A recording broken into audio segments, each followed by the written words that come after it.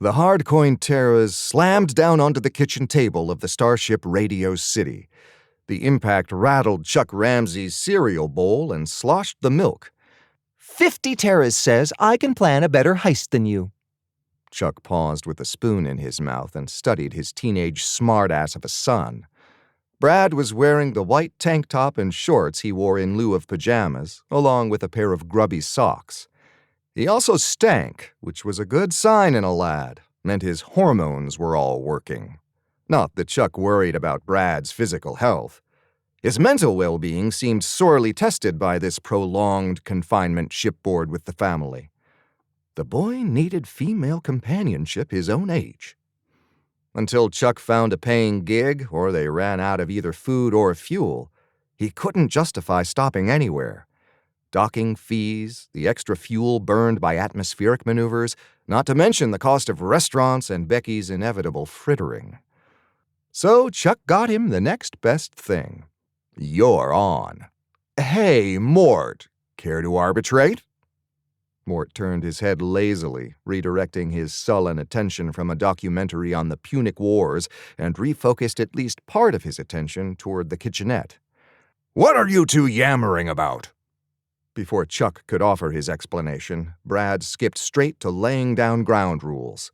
We get 2 hours to each plan a heist. We each present our plan to Mort, and he picks which is best. Chuck narrowed an eye at the wizard. You two haven't discussed this ahead of time by any chance, have you? Mort scoffed and resumed watching his holovid. Come on, Mort, Brad wheedled. Fine, I will impartially shit upon 2 plans 2 hours hence. Now leave me in peace in the meantime. Father and son looked one another eye to eye. Go, Chuck declared. The two immediately bolted to their respective bedrooms. Chuck shut the door behind him. Becky stirred and rolled over, wearing nothing but one of his old shirts. What? Go back to sleep. I just need to work on a heist plan better than whatever the boy comes up with. Oh, Lord. Becky then proceeded to take his pillow, roll over, and pull it over her head like a soundproof helmet. Digging out his datapad, Chuck spent the next 2 hours cooking up a scheme to get inside Fort Appomattox and steal plans for the new 500 Terra hard coins. He made up contact names, passcodes, basic schematics, the works. Brad had a style, and Chuck knew it all too well. The boy was going to come up with something grounded and plausible, probably for either a mid-core urban job or something out in the border colonies where they don't allow open carry of blasters. He'd have a confident scheme entry, a distraction, and a short-hop getaway to a safe location. Small-time stuff, but potentially doable. Also boring. To impress Mort, Chuck needed to think big. And if a few details got fudged along the way, how would Mort know the difference? When the 2 hours were up, Chuck slapped together his final details and ventured back out into the living room.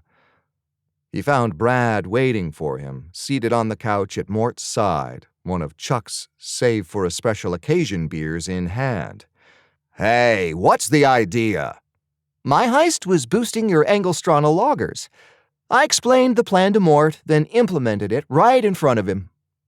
Brad nodded toward the datapad in Chuck's hand. What have you got? Chuck grumbled under his breath. 50 fewer Terras. Then he shuffled back to his bedroom. The only way he could think to get back at the kid was banging Brad's mom. Thanks for listening to this Black Ocean adventure. For more magical mischief in the 26th century, search Black Ocean on your favorite audiobook store or visit blackoceanmissions.com.